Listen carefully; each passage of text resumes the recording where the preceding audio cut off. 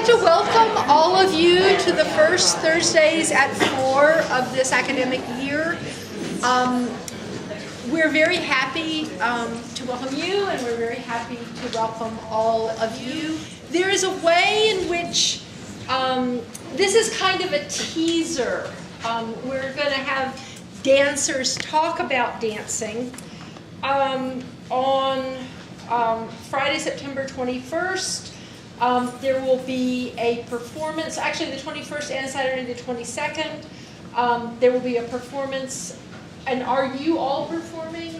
Yes, they are. So they're all performing on the 21st and 22nd. It's at Ted Mann Concert Hall, and there are lots of these cards. Sharon is holding up a stack of cards in the back. And it's on our website, it's on Northrop's website, and I think it will be quite fabulous. A second related thing is there's a really very wonderful film called Solo 1x2. And I don't know, none of these dancers are in it, right? No, this was another group of McKnight. This is another group, an earlier group of McKnight Fellows. And Bob Hamill, who unfortunately died maybe, I don't know, a year ago. February. He died in February. He is the filmmaker who made this, and it's about the collaboration between dancers and choreographers in the same program that you will hear about. And I have to say, I think it's one of the best things I've ever seen about creativity, and it's one of the best things I've ever seen about collaboration. It's warm, it's smart, it's funny, it's really fabulous. And Caitlin Hamill, who is Bob Hamill's daughter and collaborator, and two of the dancers in the film will be at the film to talk about it. It'll be at the Behm Museum of Natural History Auditorium Monday, October 1st at 7 p.m. So those are both events that I recommend to you extremely highly. I'm going to introduce Mary Ellen Childs, and then she will take care of introducing the dancers and go from there. Mary Ellen manages the McKnight Fellowship competition. She is a composer.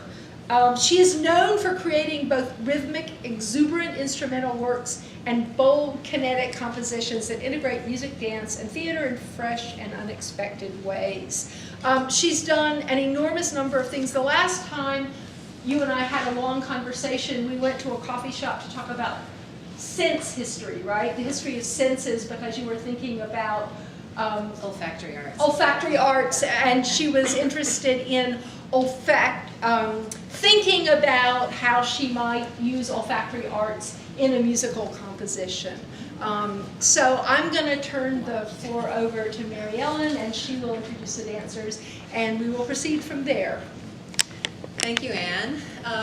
So my official title at Northrop Concerts Lectures, which is where the fellowship program is housed, is Program Director, McKnight Artist Fellowships for Dancers and Choreographers at Northrop Concerts and Lectures at the University of Minnesota. So before I introduce these four wonderful dance artists, I'm going to explain to you really what that means.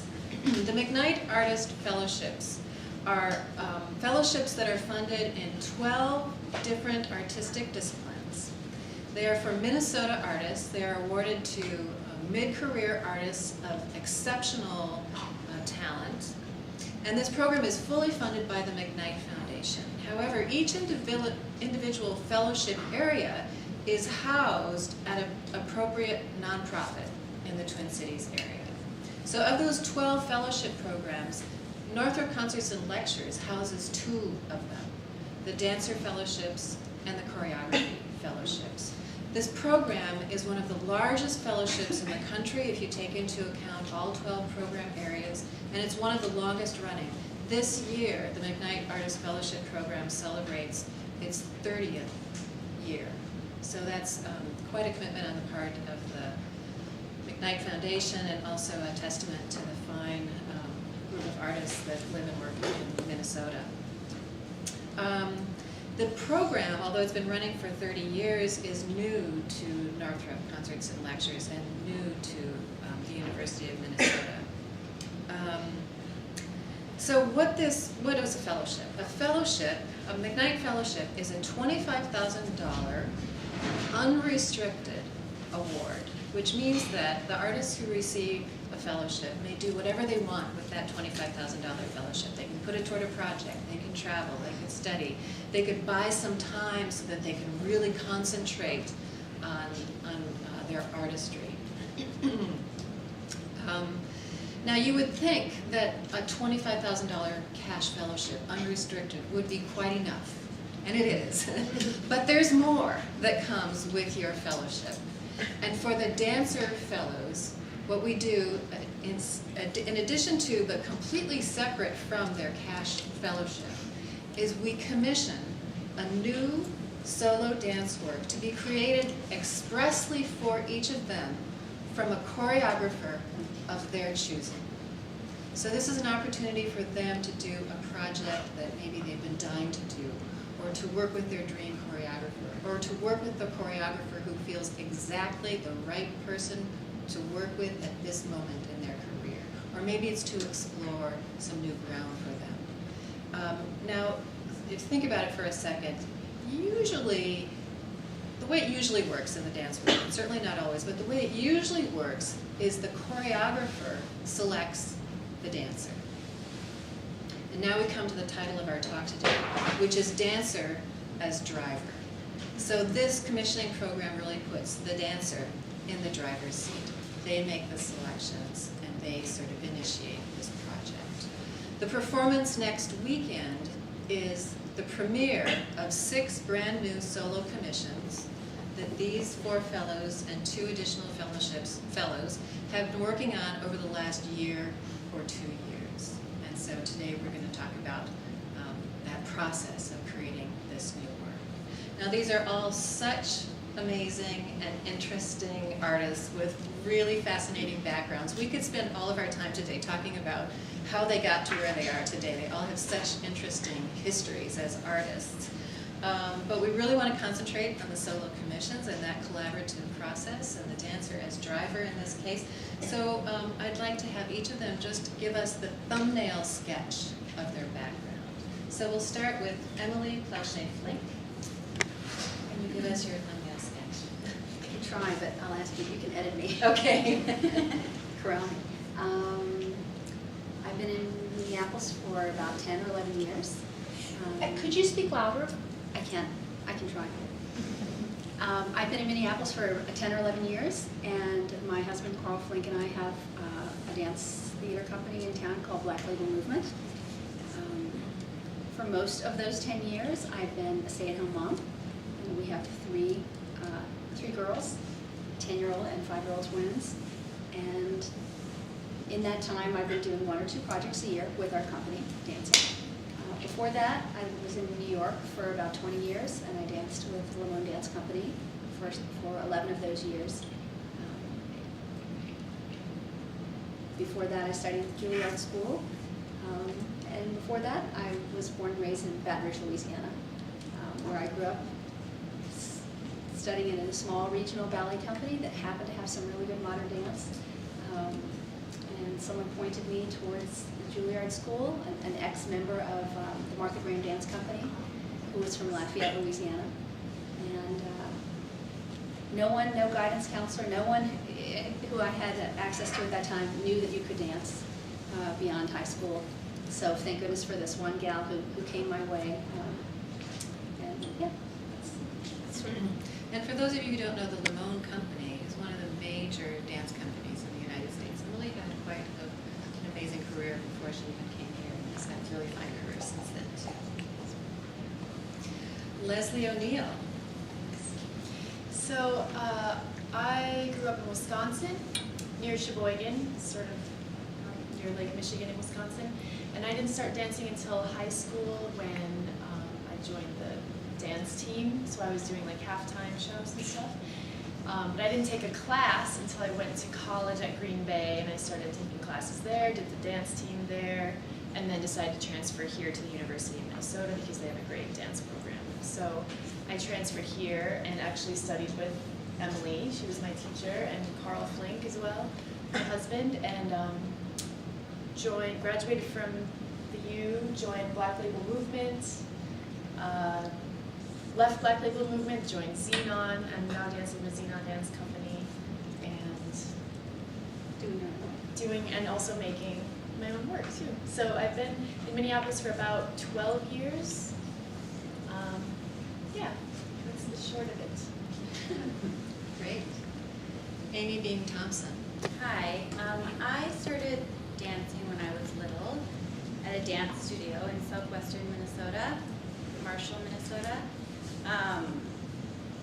Grew up sort of doing ballet, jazz, tap, that sort of thing. I went to the University of Minnesota and continued sort of my exploration of dance in New York for a while, and came back to Minneapolis and started dancing with Xenon Dance Company. And I was with Xenon for about 10 years. And while I was doing that, I also worked with Matthew Janjeski, and still work with him on occasion. I have 2 little children right now, so that's sort of my main job. A 2- and a 5-year-old. And yeah, that's sort of a little background. Thank you, Amy.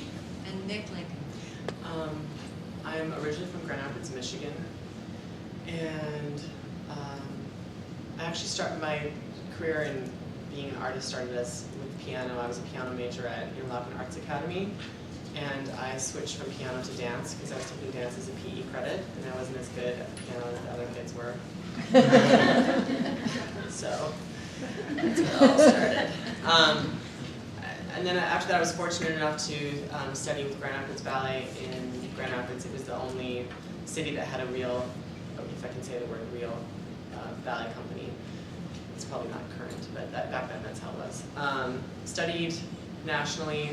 I worked for Dayton Ballet, Cleveland San Jose Ballet. Let's see. I went to Europe for a little while. I danced in Spain and Germany and Austria. And then I moved here. I moved here like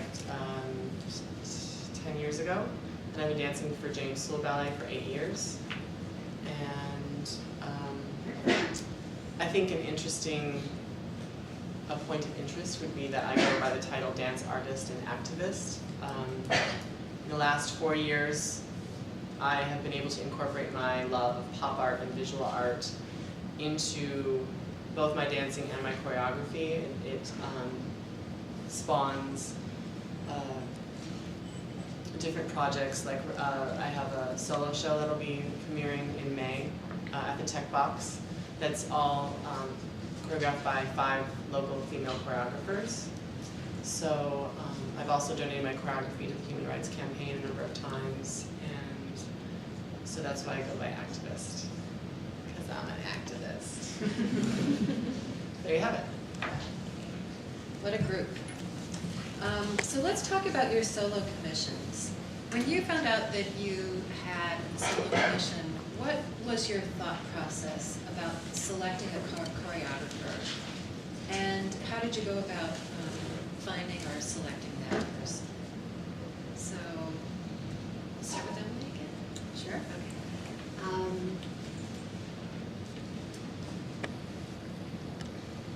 Everybody was focusing, talking with me about this, on pushing your boundaries, going someplace you haven't gone before, trying something new. And that sounded really good to me, but I was really focused on just getting in the studio and making something new. I hadn't made something new in 10 years, except for some beautiful children, but I had made something new, dance-wise, art-wise. And I was having a great time with them, and they're all great movers. My girls are all great movers. And I was having a great time dancing work with Real Asleys, reprising other work, but I really hadn't made something brand new for a while. So I was really focused on just kind of digging in and finding out what was inside, filling the well again, getting going. And because of that, I did not want a stressful process. I didn't want to work in a really tense atmosphere. I had a lot going on in my life, and I just wanted to really enjoy myself and have a great process. So I wasn't really focused on the outcome, on the performance. And that I think that really was my guiding force to find out who I wanted. I canvassed a lot of friends, a lot of people I respected and knew, gathered a lot of names, Googled a lot of people, watched a lot of YouTube videos, checked out a lot of Facebook pages, and then I kind of went into my mental Rolodex and thought about all the artists in New York that I had worked with. Were there any who made pieces on our company that I'd rather work with again in a solo situation, or were there people I didn't get to work with who I really wanted to work with? And I came up with a couple of names. And then finally, Carl, my husband, went to go set one of his works at the University of Illinois in Champaign-Urbana. And he called me up and said, there's this really fabulous faculty member here. I think you should consider working with her. Her name is Sarah Hook. She's really generous. Her work is really interesting. He's going on about her. And she was one of the people on my list that I had thought about in New York. I had seen a dance of hers in 1994 called Caucasian Spirituals. And it was completely out of sight. She was fantastic. She was a fabulous performer, but mostly I remember the piece was really, really witty, really smart, and it was like,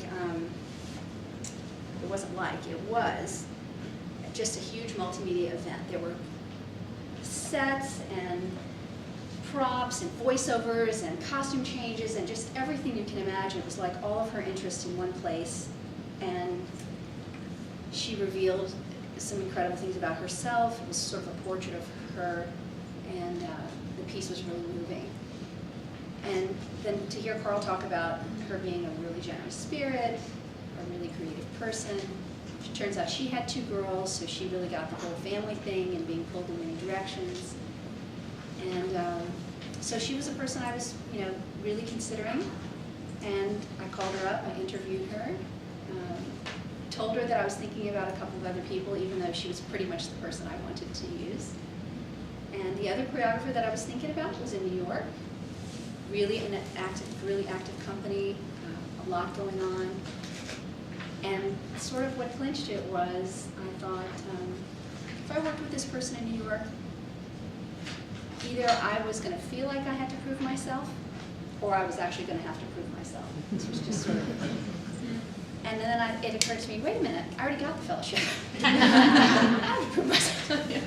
I didn't want to have to prove myself. I wanted a really creative process. I really wanted to go make something and not worry about what someone else was thinking about me or pleasing someone else or this, that, or the other thing. I wanted someone to be excited about what I had to offer and me to be excited about what they had to offer, and together we had a really great collaboration. So really wanted to focus on how it would feel when you're working together, Yeah. what the process would be like. And when I talked to Sarah, she had really clear memories of my dancing. She was really jazzed about that. She, named specific things that she would love to work with, and So it's kind of like a mutual admiration society, even though you hadn't ever worked together before. And weren't once we didn't know realized, each other. we knew each other very cursorily in the city. I had seen her, but I didn't. Besides that performance, I didn't know what she did. So, you have all these facts, but in the end, it was just a gut feeling. I'll be interested to hear on the other people. I didn't really know. Probably could have given her a much more rigorous interview, but I just kind of thought, this feels just right. Great. Leslie, how about you?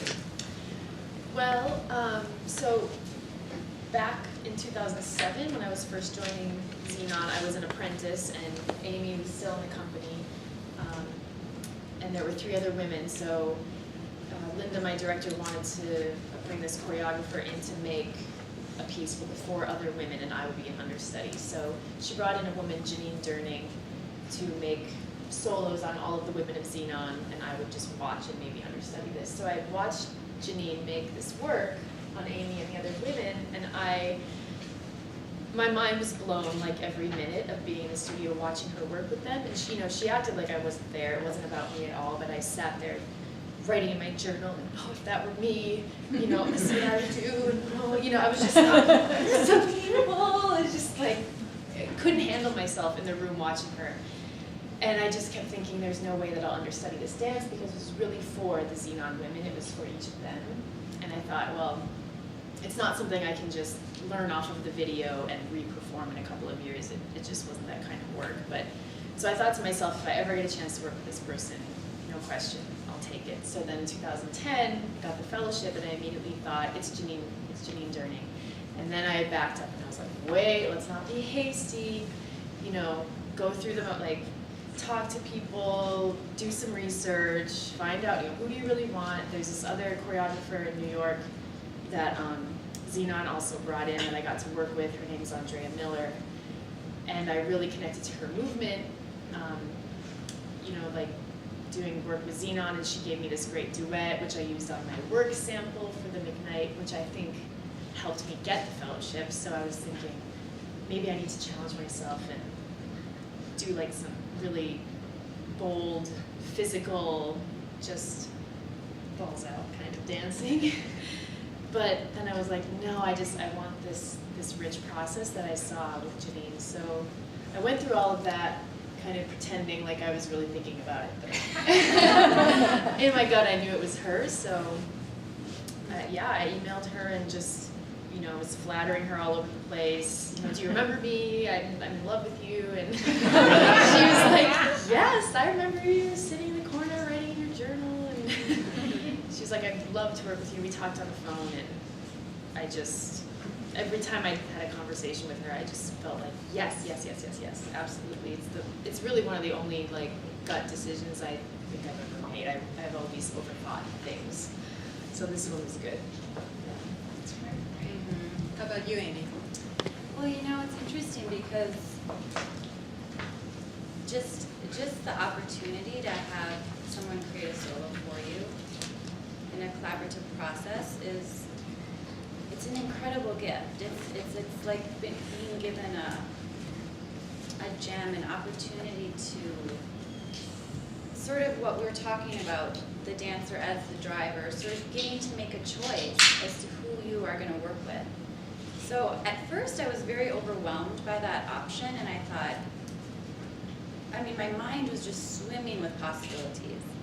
And having danced at Xenon for so many years, Xenon is a repertory company, and so we work with choreographers that are coming in, and they work with us for 3 weeks, and then they leave. So I had met so many wonderful choreographers over the years, and I kept thinking, oh, I loved working with that person. Maybe I want to work with them again. Or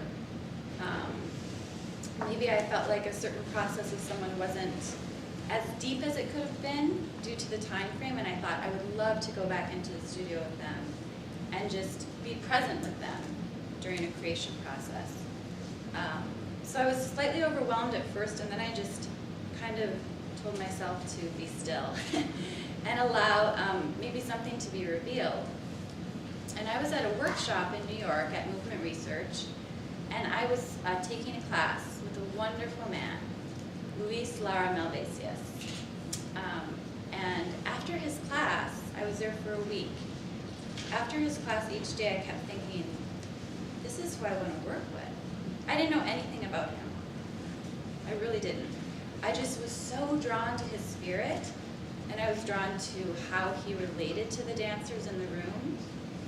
And watching him move was just magical. He has such a integrated body, and he's extremely humble, and that was very important to me. And so I approached him at the end of the week, and I said, he has no idea what the McKnight Fellowship Program is, and I just sort of took a risk, and I said, hey, do you want to make a dance? And he was really excited, but the first question he asked me is, why did you choose me? And I said, you know, I asked myself that as well, and I think it was taking a risk. So it was taking a risk just to kind of jump into something that was unfamiliar.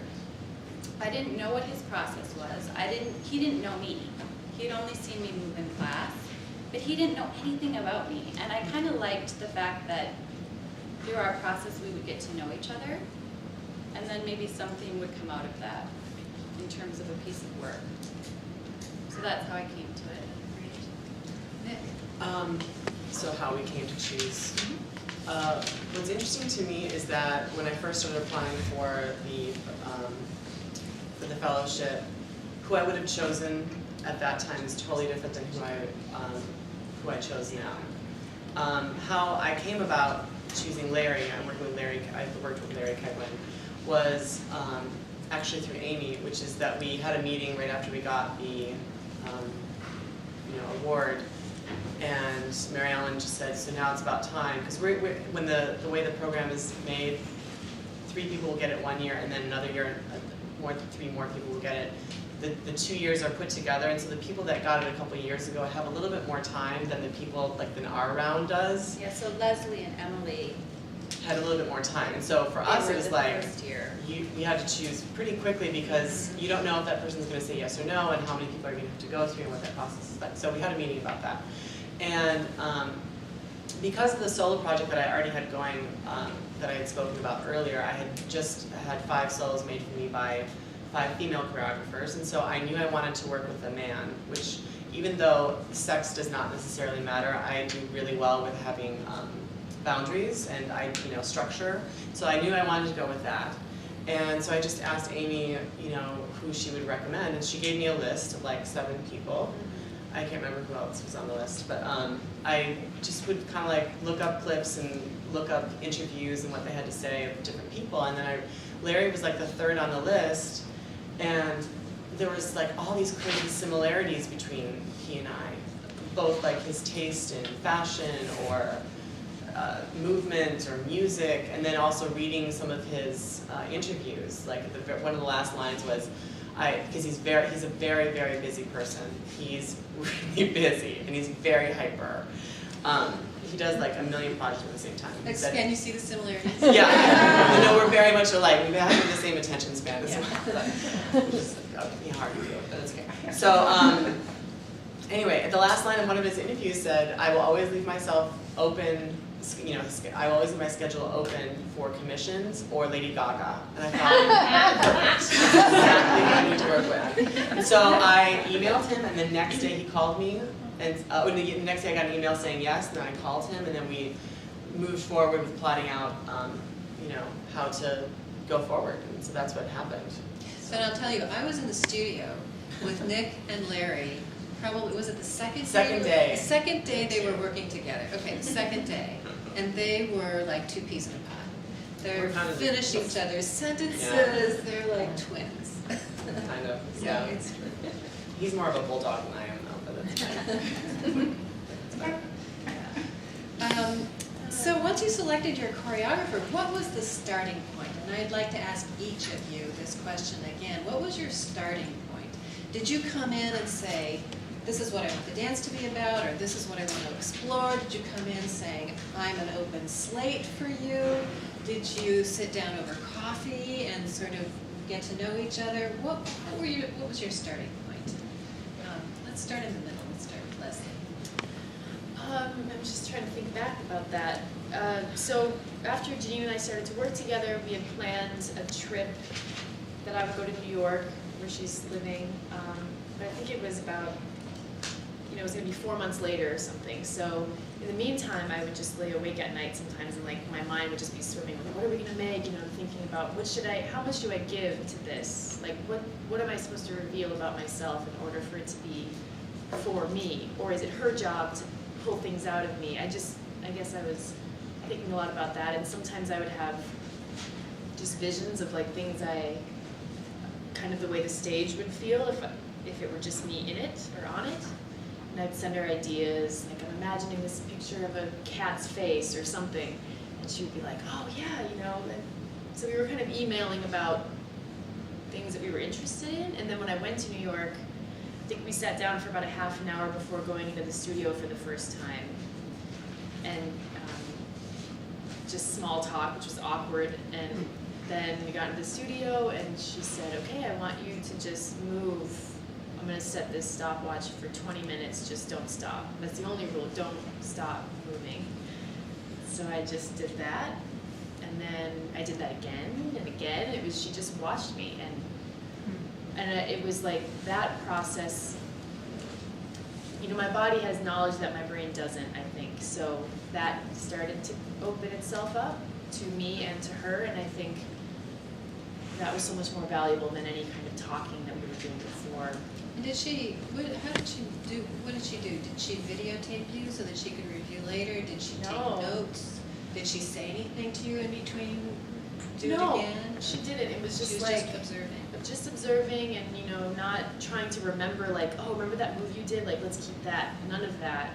She just would move on to the next thing. Okay, now I want you to do that again, 20 minutes, but this time, every time you have an impulse, do the opposite impulse. So I would think, look at my arm, no, look at my arm here. My leg, no, put my leg there. So it was a constant second guessing, and which was a great exercise. It was all sorts of series of exercises like that. And then we moved on to nonstop talking for 20 minutes. So she was working with the voice too as like another texture. And again, I was just more revealing, learning about myself while I was doing these things. So were you sitting in a chair talking? Were you standing? Were you? Yeah, I sat in a chair, and she just watched me. And I think a couple of times we did something like also this thing called streaming faces, where she said, okay, I just want you to remember someone's face in your head and then try to make their face. Like try to make your face become their face. But not fully. Don't make it 100% their face. Go to like 75% and then slide it into someone else's face. So I think I just sat, you know, for like 15 minutes. You know, doing this. And it was all like, I think she's interested in the amount of attention that I'm paying to what's happening behind my, like in the back of my head, you know, like your thoughts, you feel like they happen sometimes in the back. So, you know, I'm performing for her in a way, but I'm paying attention to what's happening in my memory or in some history. And I think that's where I was opening myself up to her, is through these exercises. And I think we did that both times I came to New York, you know, for like a week straight, and then it wasn't until like the third time that I saw her that we really started to put these things together, just as like chunks of material. So what did you find out about yourself by doing these exercises? I found out that I'm a very scared person. I'm like fearful of many things, and Like what? like being giving myself, being open to sharing myself with people.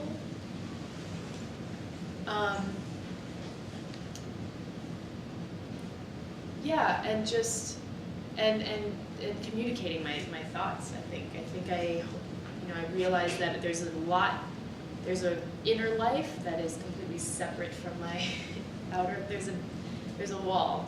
There's definitely a wall between what's happening inside and how I project myself outside. It feels like there's the contrast, the real dichotomy there. That's kind of sometimes fighting. So it must be pretty interesting to actually come up against that wall. Yeah, Actually experience it and feel it in that process with Janine.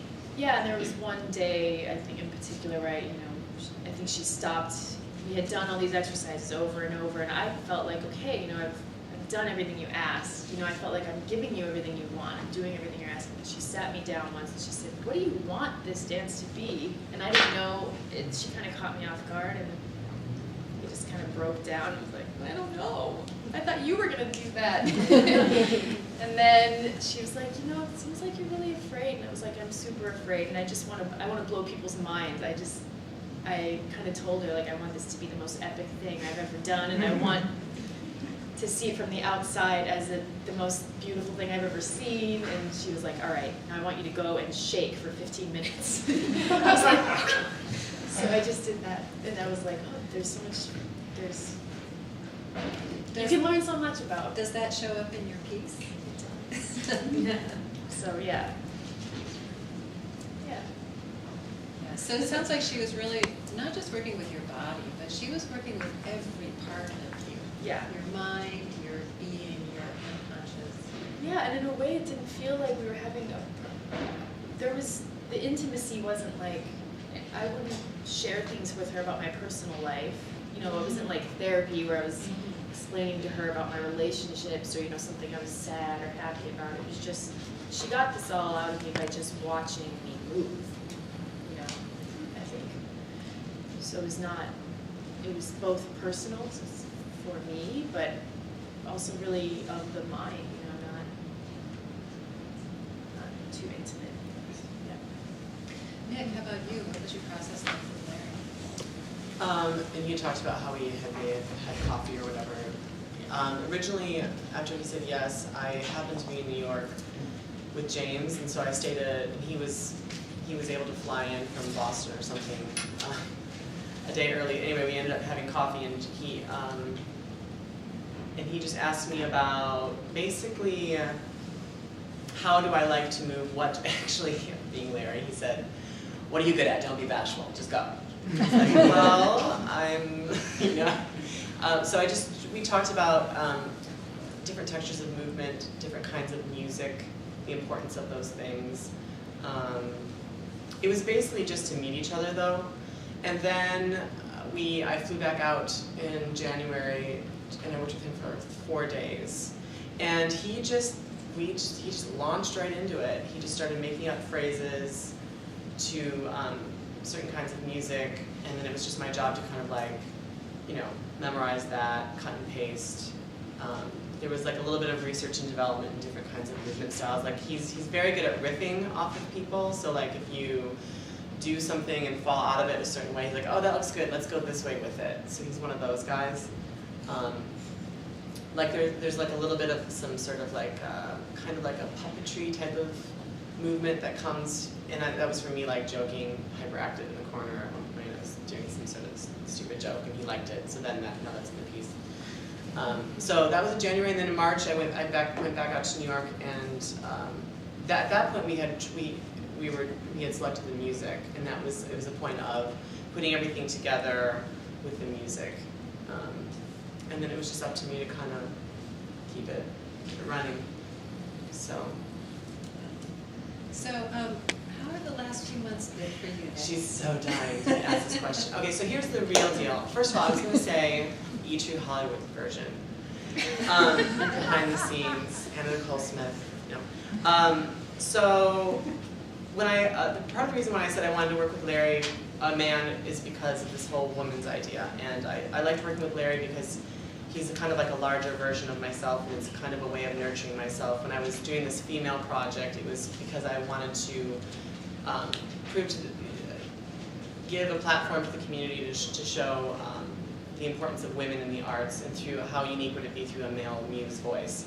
And that came from this being inspired by, I had surgery a number of times a couple of years ago, and my surgeon made a joke. He said, every time you're here, you have a beautiful woman around you. And I said, I know, just too.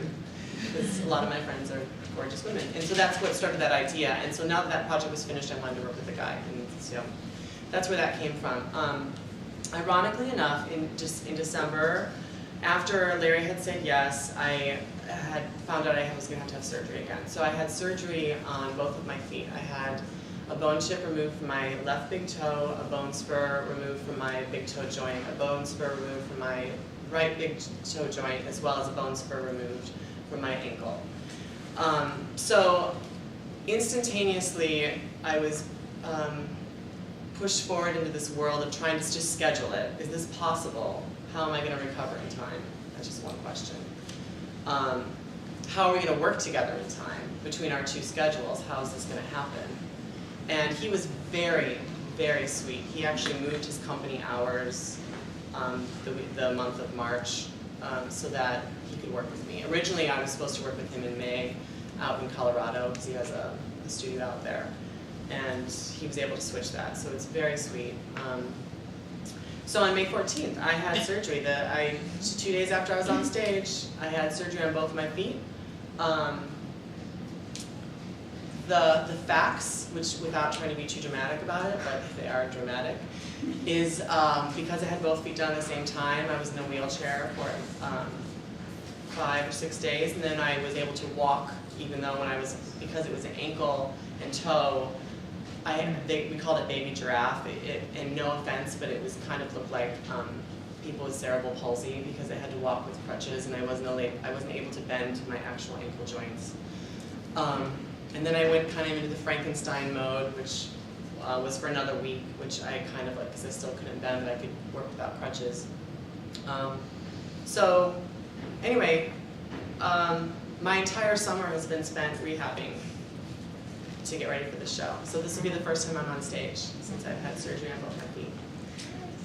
So when you see Nick dance next week, just think about where he was 4 months ago, because when you see this, you will not Well, and believe that's that what 4 months ago I he did. was in a wheelchair. I was fortunate enough to go to a retreat with Mary Ellen, and I talked about it at one point because part of my journey as an artist is that I've had surgery 7 times.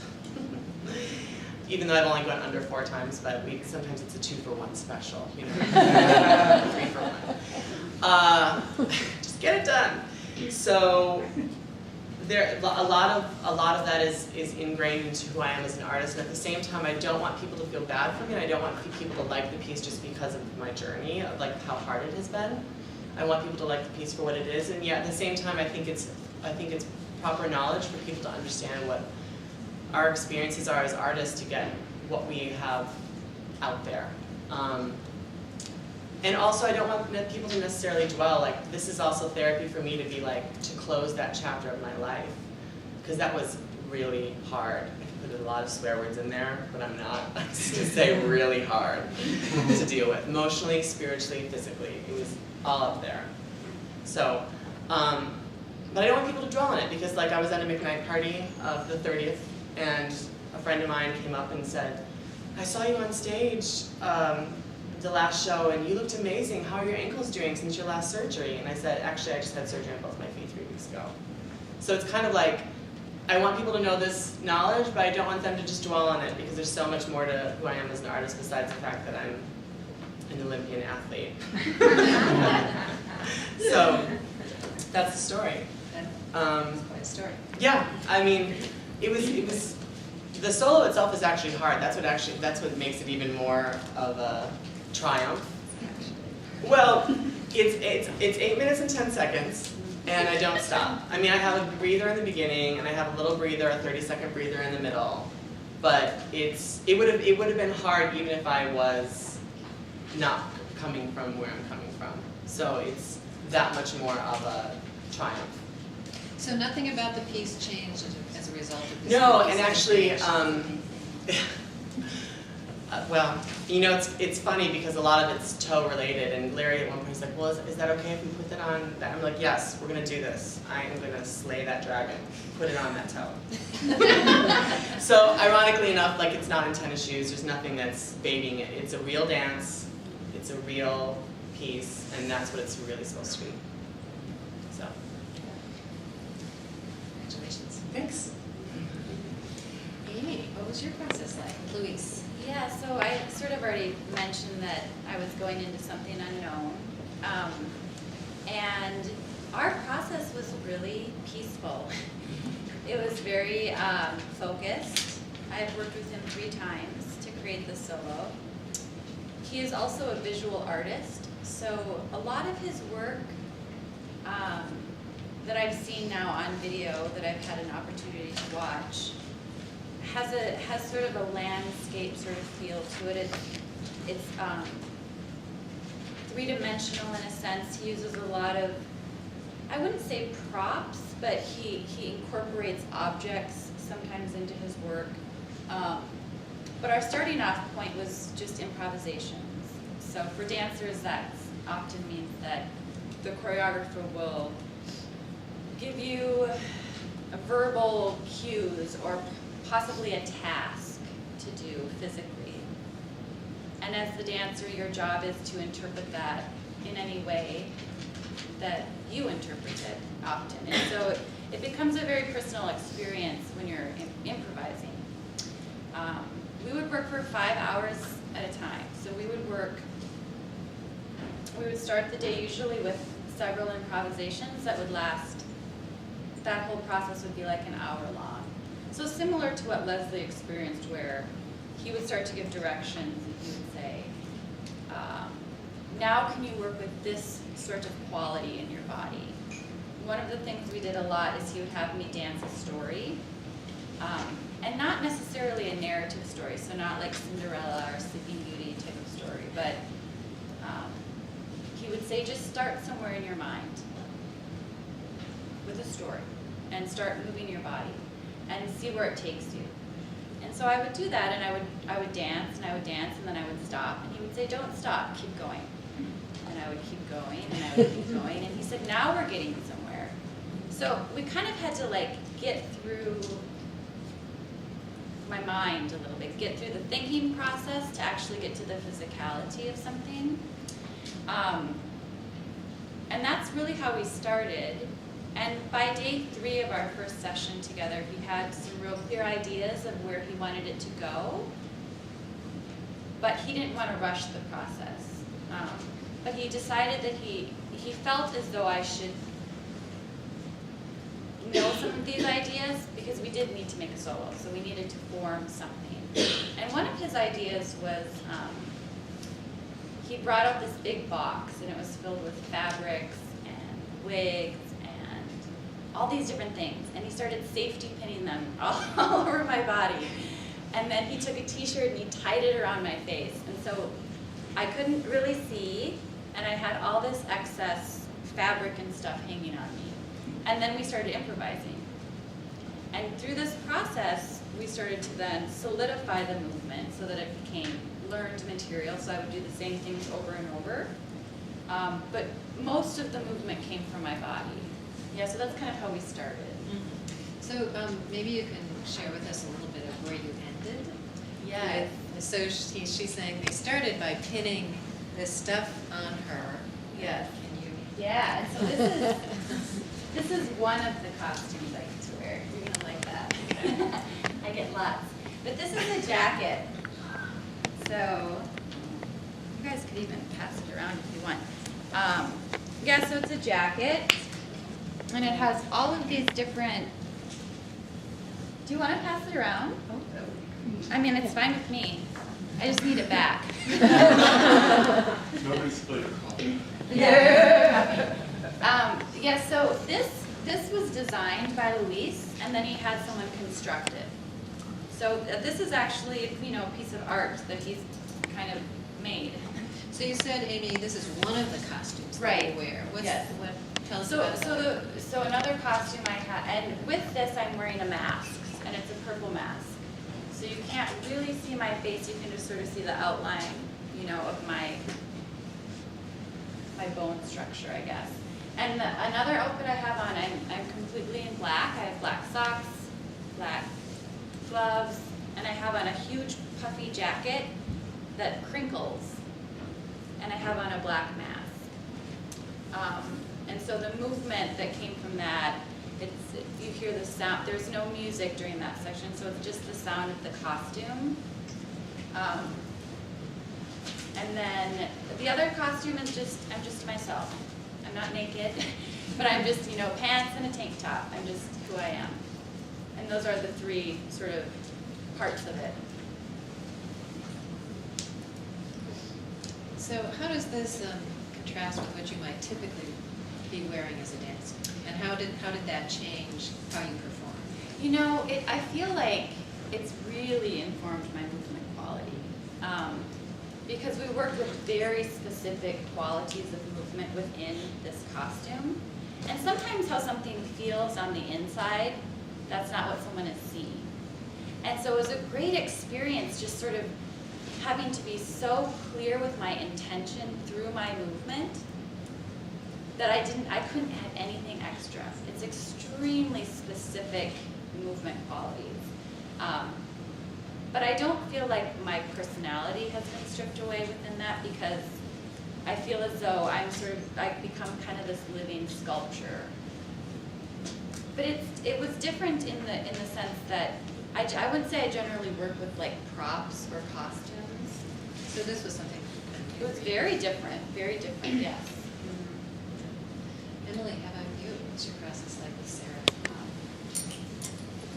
I had a lot of ideas about what I thought it was going to be like. Something resonated from each of what you said about how it all went. I thought, for instance, right before we started working, someone very close to me and who had a huge impact in my life died. And I thought, I want to do something that incorporates this woman, and I want to maybe a portrait of her, maybe what she did in my life. And Sarah's also from the South. I'm from Louisiana, she's from Virginia. This piece I had seen her do had something of mine, her Southern heritage. I thought, I've always wanted to do that. I left home when I was 17. I've never touched that. we're going to do that, you know. And I had this sort of fantasy that we were going to email back and forth quotes that were meaningful to us and or whatever. And, you know, we were going to come up with all this stuff. Well, you know, she has 2 kids and I have 3. And our lives are nuts. We're just nuts. It took us, thank goodness I got the fellowship the first year, because it took us an entire year just to schedule the first time we got together. Mary Ellen, I think, was getting a little antsy. And I was starting to think, this is not going to happen. Maybe I need to have a backup wherever, you know. And finally, after a year of going back and forth, we set up some times. I ended up going to Illinois 3 separate times for 3 short weekends. She came here once. We added it up the last time I was there, and we worked a total of 48 hours. So we made this dance in 48 hours, more or less. And I guess there was one time where she did send me this questionnaire before the first time we were going to meet. And it was stuff like, who was your high school crush? And I was thinking, oh my gosh, I can't even remember this stuff. Who was the first dance company you ever saw, and what did you love about it? And stuff from way back. And I could tell she was trying to find things that, you know, that build my foundation of my love for dance. And every time I would write some, or what music did you love in the 11th grade or in 12th grade? And I wrote a bunch down, and then I showed it to Carly. He goes, oh my gosh, you like them? What about such and such and such? And then I said, oh right, I forgot about that. You know, and then I added his list, and before you knew it, I mean, this email was so long. So I didn't even get to answer half the questions, and I got to work with her, and I was all like freaked out that I didn't have all the answers to the questionnaire or something. And I get there, and she has a meeting. She's called away for a meeting. After I got off the plane, and I thought, oh, well, she said there's a cafe next door. You should just go sit next door. So I go next door with my journal, and I start writing, and I got a cup of tea or something first, and then I'm like, I think I'm going to get a big dessert. And I get this big dessert. I'm writing, and I'm like, I haven't sat in a cafe and written in my journal for 11 years. This is fabulous. And I'm writing and writing, and I'm writing about what I want in the solo, and before you know it, I'm so totally relaxed, and then she calls me, and she says, I'm not going to be there for another hour, my meeting got extended or something. She said, you go warm up. So I went in, I warmed up, I improvised. I was about as relaxed as I could ever be, and ready, and when she came in, it reminded me a lot of what you said, Leslie. You know, we didn't really know each other, and we didn't, as much as we probably wanted to sit and talk, I was only there for 3 days. We didn't have time for that foolishness. So we got together, and you know, she just started giving me little exercises to get to know me, to see how I moved, so we could just kind of exchange. And because the one thing I did know is that I was dying to be a student again in a way. I was dying not to be in charge. I didn't want to be a teacher or a mother or anything. I just wanted to get in there. I immediately found my animal self. I was totally there right away. She asked me to do something, I was flat on, did it. You know, fall with this tiny part of your body and have the impetus be here. And she was like, okay, great, that's great. And she just kept remarking, there's so much information in your body. I can't believe how much information is in this body. So I think our first day or 2 was just her going, what's in there? What's in there? And me saying like, oh, here, take it, you know, you can have it. And I just wanted to feel it too, and it was just so fun. I had so much fun. I was exhausted at night, but it was really fun. And we didn't videotape, no, we did videotape it the last day. The next time we got together, turns out she didn't know how to use her camera, and the video was all fuzzy. And, I mean, it was like sort of one disaster after the next in a way, but we were both like, well, what are we going to do? Move on. You know, she's like, what do you remember from what we did last time? So I just did the stuff I remembered, and she remembered a couple of things, and we just went from there. And we both, you know, we're driving back and forth in our respective minivans, laughing about like our mom lives, and you know, apologizing for this, that, and the other person saying, oh, forget about it, I know exactly what you mean. And realizing like, oh, flexibility. Flexibility is just key here. And that's one thing we're good at. We're really good at that right now, because if there's nothing that little children will teach you, is to be selfless and to be really flexible. And that was such a divide from my performing career. You know, when I was in New York, me, and who's got the hot tub, and who's got the Advil, and where's the aspirin, and do you have the masseuse's number, and just how's my body, and how's it going to be tomorrow? I've got to be ready for the show. And you're raising little kids, and it's like, is there a spit up on this shirt so I can wear it again tomorrow? I mean, you just can't, you can barely think about yourself. So we were so ready to be there just for what we wanted to do. It was great. It was great to be able to put everything aside. And it was great to be able to be so flexible. We kept commenting on that, like, how great is this? So I think we spent the next time experimenting too, doing like movement explorations.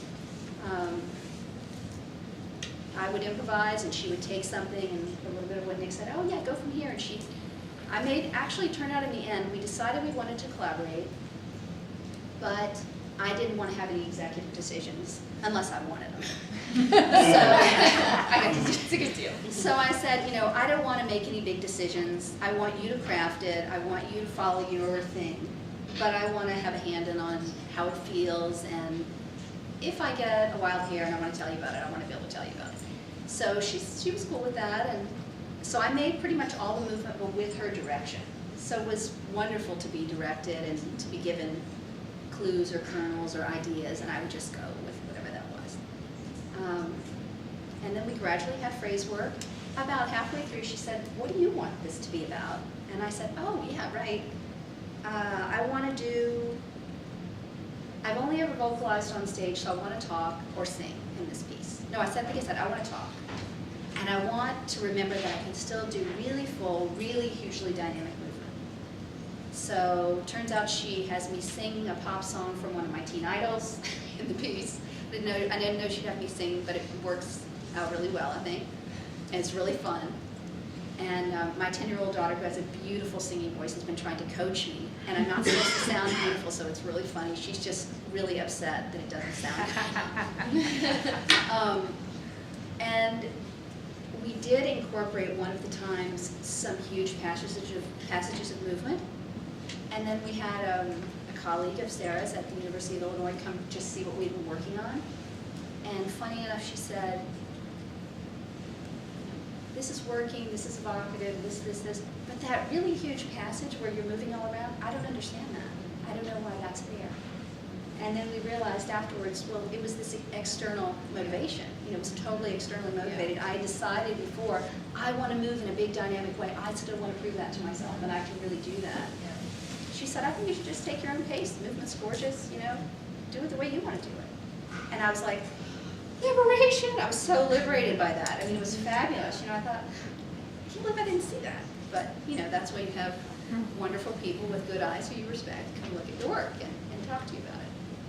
I don't know if that makes sense necessarily to you guys. Maybe to some of you it does, but I think as dancers we often feel like we're supposed to impress you and look at what I can do with my body, and if I'm not doing it that's big and great, nobody's going to think I'm really good. And sometimes as a dancer that just gets exhausting because you feel like, well, wait, there's so many levels to dancing and so many levels to movement, and yet we feel like we're supposed to maybe be a certain thing or a certain way. So when you said that, Emilie, it just like got my mind rolling, because I think it's so common for us, I don't want to speak for everyone, but to feel like you want this to be the best thing you ever do. But really, what does that mean, I mean, everything you do is full of yourself, is full of life. So the best, I don't know, just interesting. I do understand that. In this case, it was about impressing myself, though. I hadn't been dancing like that for 10 years. I mean, I've been doing these hand-picked projects that my husband would bring to me and say, I want, here's something for you. And I would say, oh, I don't feel so good about my legs this year. And he would say, you can wear a long skirt. It's no problem. Like anything I would say to try to get out of it, he would come up with an answer. So I was on stage every year, and it was great. From picking this solo of Leslie's one year and saying, I think, it was just hand-picked. But they were all like right in my wheelhouse, exactly what I do at that time, exactly for the amount of shape that I was in. I didn't have to, he knew I didn't have any time to go to the gym. He knew I didn't have any time to get, rehearse and get in crazy shape. So for this, I really wanted to remember that feeling. But this woman ended up showing me, like, it's all there. You know, you're pushing too hard. You know, you're pushing something that you remember, not what it actually is. So it's so helpful to have that outside eye. So I want to get to questions from all of you in just a couple of minutes, but we've been talking primarily about, you know, the backstory and the inner process, and I'm wondering if you could just really briefly, any of you, just a little bit paint a picture of your piece. Most of you, is that true, are on stage. A solo is a solo, there's one person out there, but I think all of you have something else on the stage at some point, and I don't want you to spoil any surprises that you don't want to reveal right now, but we've already seen Amy's costume and the description of her costume, and is there anything else you want to tell us about your piece, Amy? No, I think the only thing would be that I feel as though I'm a moving sculpture throughout it. And the one thing I've been really working towards is the more present that I can be within it, the more the audience or whoever is viewing it will get to experience it. So that's maybe why your face is not revealed. Yeah, yeah. You're not so much your work of art. Yes. Well, I don't want to spoil my little. Okay, my little then you don't secret. have to. But I will say this: the costume is amazing. Just think Gautier. It's so good. So I'm really happy. I actually have my final fitting on Sunday for that. Tool and Dye is making it. Lyle is amazing, and he's made costumes for me before. So Larry tends to have, because of the, gosh, I don't want to say that he's gregarious, but his choices tend to be, what interests me is that they may seem gregarious, but there's an organic reason and quality to them. So even though people may look at the costume and think whatever you may think, it's for a reason, and it comes from his heart. So, but it's so good. Okay, so not a specific picture there, but No, I'm not. I don't want to say too much or too Nonetheless, little, but yeah. no, You have to Gautier is come- very You specific. have to kind of see. Leslie, can you a little bit paint a picture? Yeah, I will say, so we're using a video. There's a projection on the back. It's large. I won't say what of. It's huge. Oh, okay, you're not going to say No. what. All right. Secrets are fun. All right. But I do want to say that it's not this. The dance I do is not choreographed in a way. It's different every time. So what it is, I don't think Janine would use these words, but the best way I could describe it is that it's like an improvised score, which in the dance world sort of means that it's cut up into sections. Sort of like when I was talking about in the process how I would have these tasks and I would do it for like 15 minutes. Well, they're shortened out at like 2 to 3 minutes of this task, and then I slide into a new task, and then a new one, and then a new one. So it's just a series of me improvising in ways that she wants me to improvise, I guess. So I don't do the same movement every time.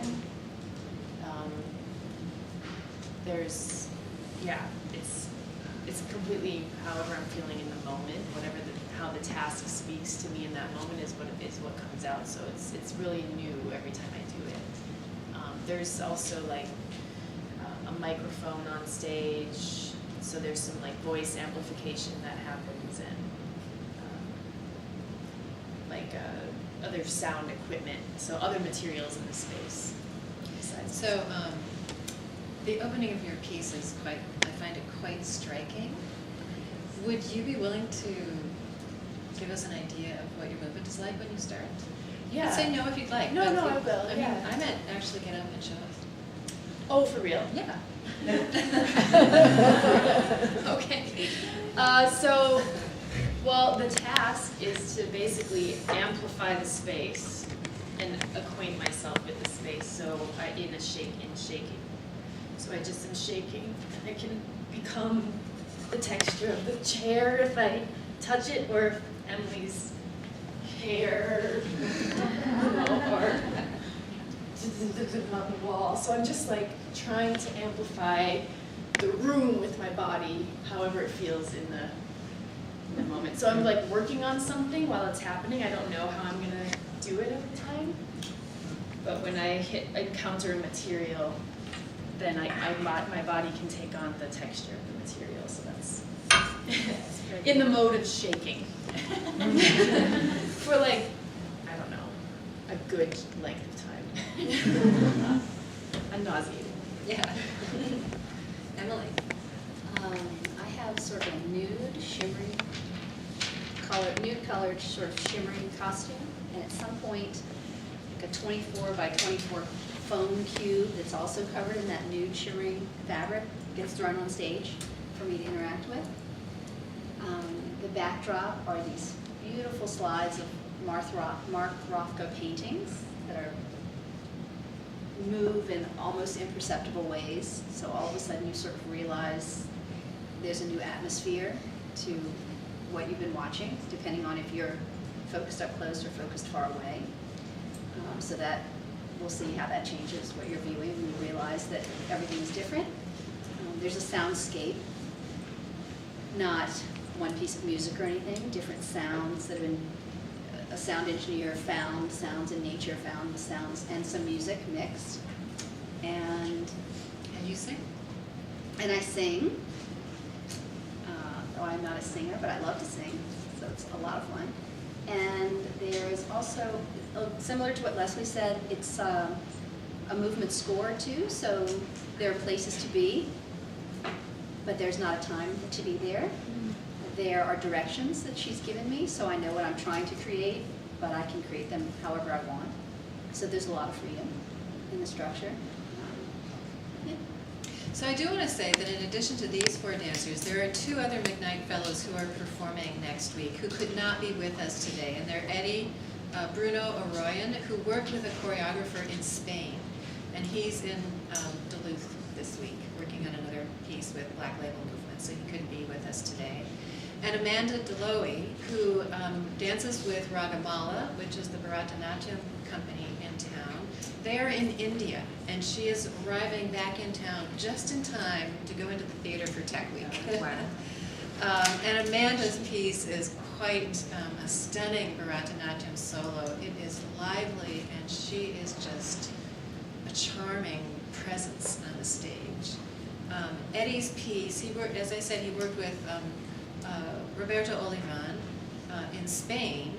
And Roberto, as a number of European choreographers, is influenced by circus movement.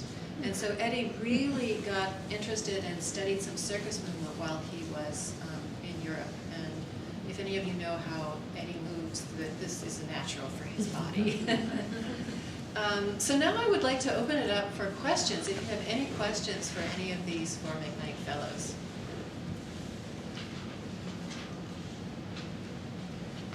Yes? I'd like to know whether your choreographers will be present next weekend. Yes, Sarah will be there. Janine will be there as well, yes. And Luis will not. Larry will be there. We have a pretty good turnout for the choreographers. There are only 2 who are not able to be in town for the performances. Roberto, because he's in Spain, it was just too difficult for him to get here. And Luis, who had another commitment this week. Otherwise, I'm sure he very much wanted to come, very much wanted to come. So yes, they will be in the audience. Yes. And they'll be there for Tech Week, which is also a really nice thing to have their eyes on, the piece as it comes together in the theater under the lights. And then will they be there for the Q&A after the performance on Saturday? Will they join us on stage? They will not join you on stage. Okay. They will be in the audience. Actually, Larry will have left by then. Okay.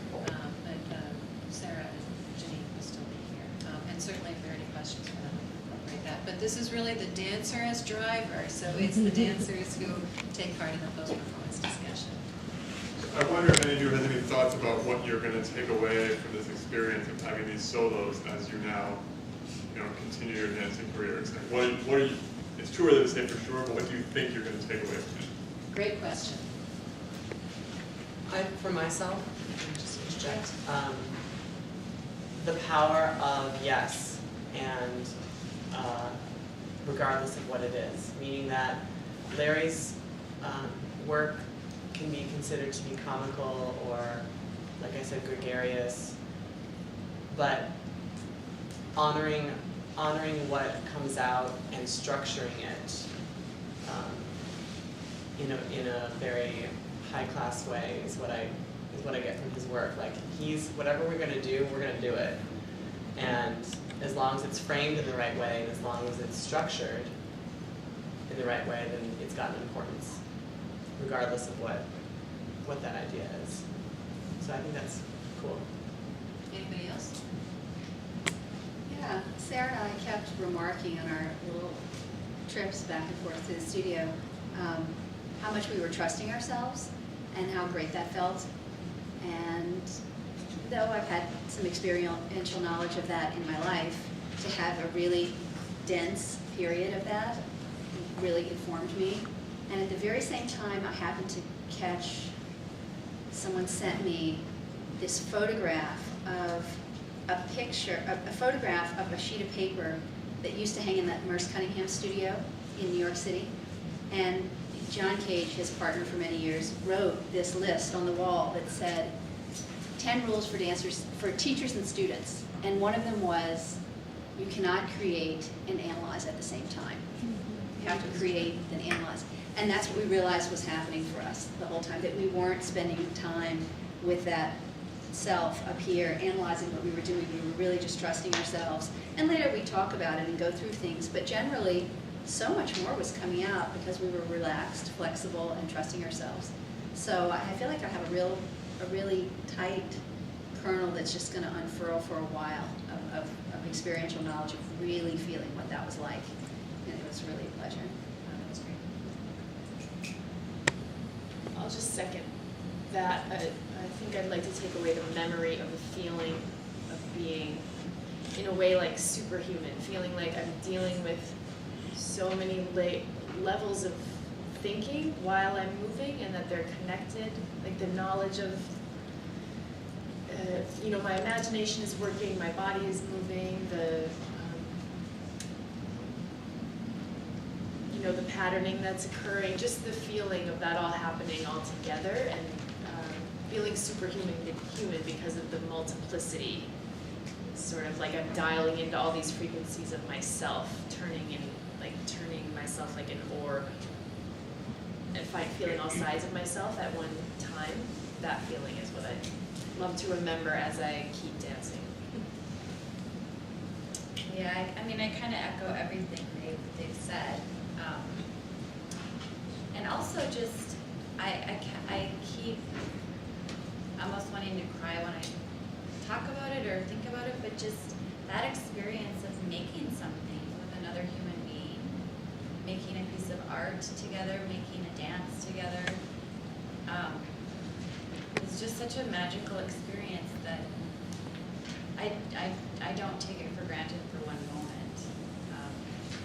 And I also feel like because of the costume and sort of how I'm more of an object in the dance rather than a person, I find myself feeling different in the world. Like I notice the shapes, the shapes of the windows more. I notice objects more. I notice big black garbage bags more. Stuff like that. Because you are one on stage? I feel like that, yeah. Great question. Anything else? Yes. I have a question about dance, not specifically the McKnight, but it's related. I'm a musician, I'm not a dancer, so I understand performing, but what is sort of your advice, or what do you think about when you got on stage to perform, like a solo or a group, or just psyching yourself up, or just getting ready to do that? So what do you think about, or advice to a young performer, sort of? I have a phrase that I learned from Yuri, which is nothing to prove, only to share. And then sometimes I also think, if you think you know me, you don't know me. So that's depends on how grounded I need to be. So. Yeah, I'm always telling myself, I feel like I say, or I tell myself, this is about sharing. It's about sharing something that I'm doing. I also try to stay really within the moment and not to project too far into moments ahead that will occur. Yeah. I always say to myself, one foot in front of the other, and then it's over. But not in like a, and then it's done kind of a way, but more like, it's just second by second, like any other moment of my life, you know. And It's also just a dance. breathe, just remember to breathe. I often will hold my breath, but yeah, life advice.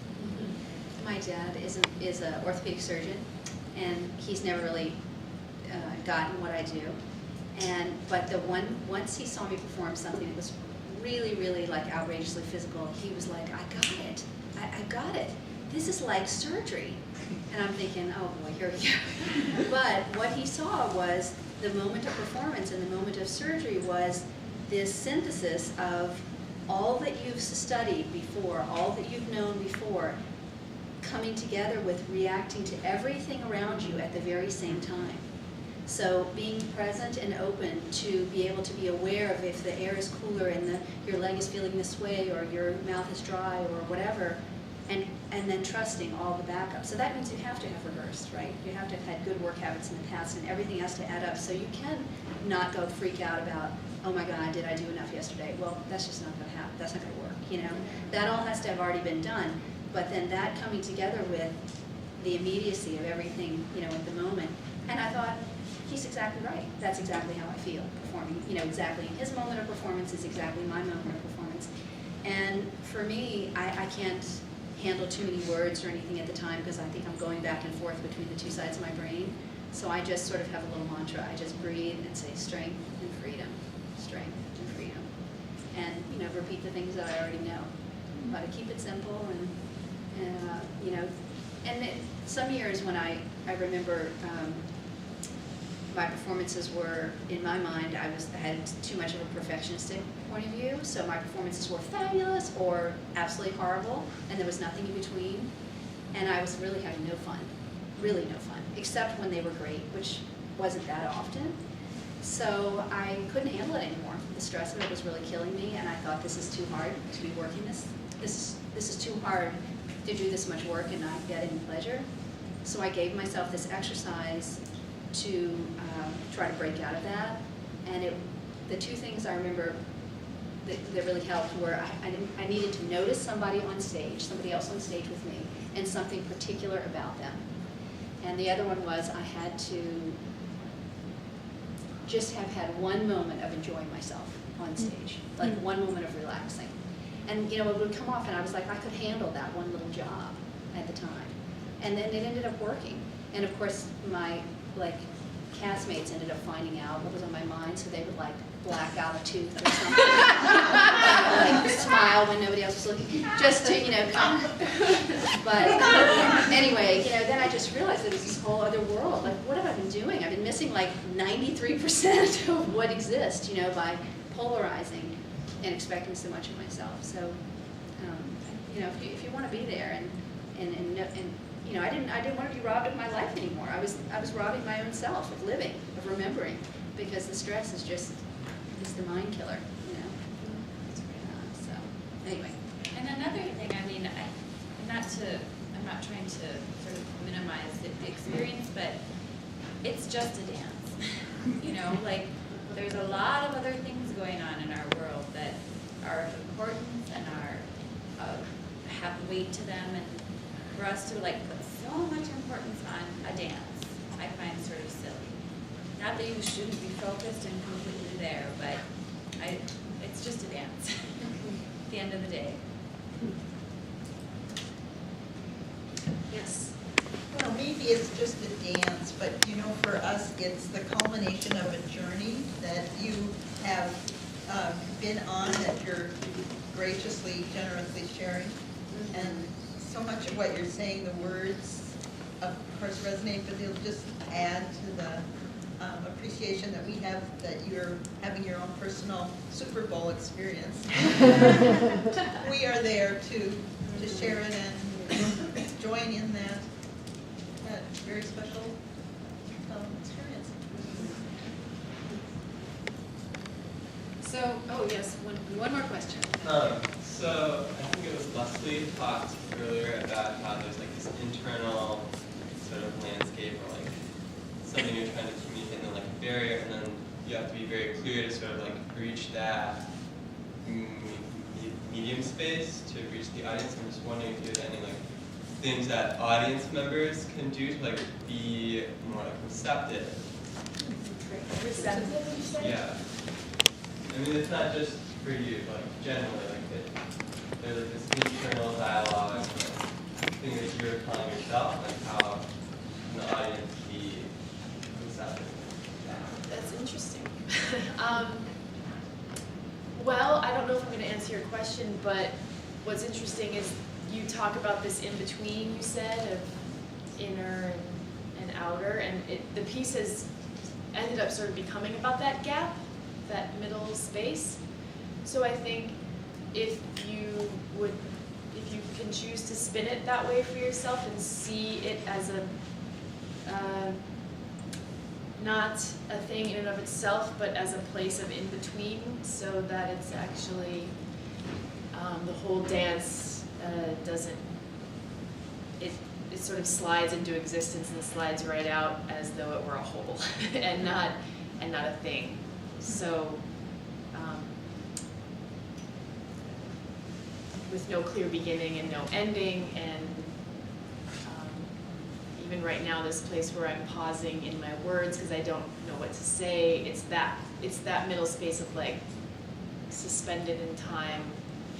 I don't know what's happening next. Nothingness and everything all at the same time, you know. So I don't know if I'm answering your question, but I feel like it's just a choice to spin your perception as you are watching. I mean, you're really going to be watching me dealing with that idea for the 13 minutes that the piece is happening.